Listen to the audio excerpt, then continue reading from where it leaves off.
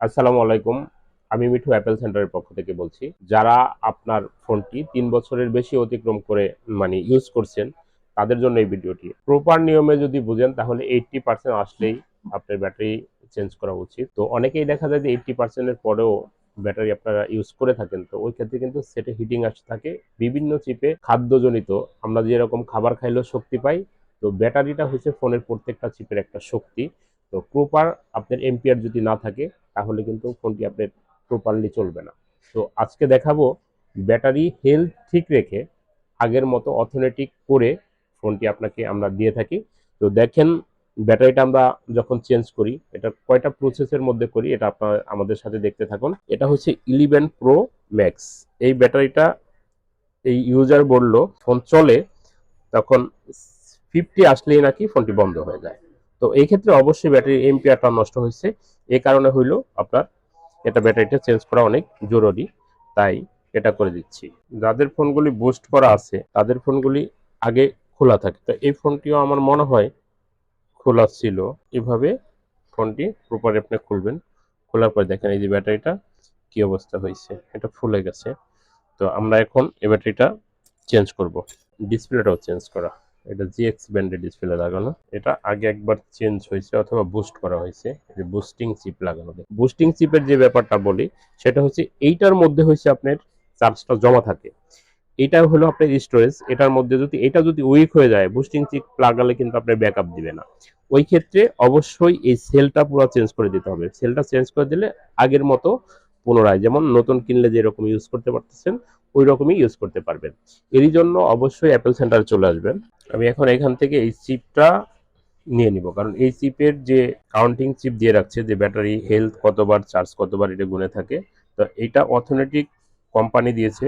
এটা ছাড়া যে কোনো ব্যাটারি লাগাইলে তো এই ক্ষেত্রে আননোন পার্ট তো অবশ্যই থাকবে।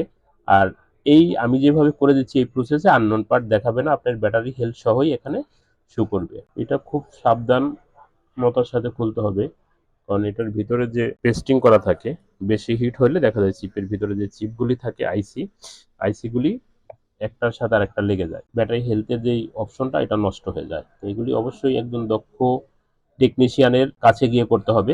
ব্যাটারি চেঞ্জ করার আগে অনেকেই অনেক ধরনের প্রশ্ন করে থাকেন, তাদেরকে আমি বলবো যখন আপনার ব্যাটারি দেখবেন 80% হেলথে চলে আসছে, তো আমাদের এই ভিডিওগুলি দেখবেন, দেখার পরে আপনার অনেক অভিজ্ঞতা হবে। তো অভিজ্ঞতা হলে আপনি কোথাও থেকে যদি আপনি ব্যাটারিটা চেঞ্জ করেন তাহলে আপনার এই অভিজ্ঞতাটা ব্যাটারি চেঞ্জের ক্ষেত্রে কাজে লাগবে। যখনই আপনি এটা করবেন বিভিন্ন প্রশ্ন বিভিন্ন দোকানে গেলে আপনি বিভিন্নভাবে বোঝাবে, কিন্তু সেটা যদি আপনি প্রপার আগে বুঝে যান তাহলে কিন্তু আপনাকে কেউ ঠকাতে পারছে না। জন্যই আমার এই ভিডিওগুলি করা। প্রত্যেকবারই আমি ভিডিওতে কোনো না কোনো আপনাদের টিপস দিয়ে থাকি, যেগুলি হয়তো আপনাদের অনেকেরই উপকৃত হন। তাহলে অবশ্যই আমাদের ভিডিওগুলি দেখবেন। এটা হলো আপনার সেল।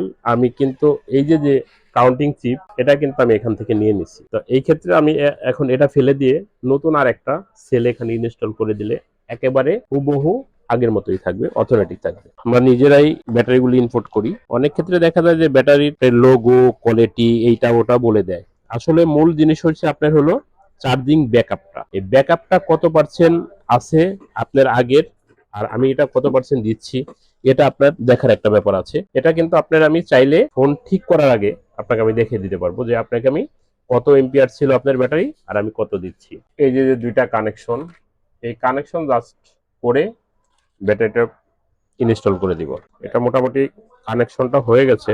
ব্যাটারি যে চেঞ্জ করে দিব আপনার কোনোভাবে কিন্তু এটা আপনি বুঝতেই পারবেন না যে এটা চেঞ্জ হয়েছে ব্যাটারিটা। দেখেন ব্যাটারিটা কিন্তু একেবারে মোটামুটি রেডি হয়ে গেছে। এটা কোনোভাবে বোঝার অপশন নাই যে আমি আপনার এই ব্যাটারিটা চেঞ্জ করা হয়েছে। দেখছেন কত সুন্দরভাবে লেগে গেছে।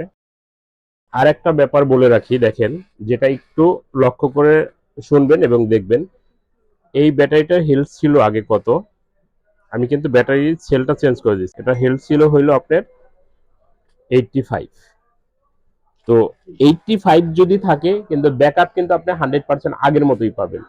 তো এই ক্ষেত্রে যদি আমি এটা 85 কে 100 করতে হয় তাহলে সিপিইউ রিসেট করতে হবে, আর সিপিইউ রিসেটের জন্য ফোন ফ্লাশ করতে হবে। ওই ফ্লাশ করার জন্য আপনার অপশন হলো ভিতরে আপনার অনেক জরুরি ডকুমেন্টস থাকে, ডাটা। আমাদের সার্ভিস সেন্টারে আসার আগে অবশ্যই এগুলি আপনি ব্যাকআপে রেখে আনবেন।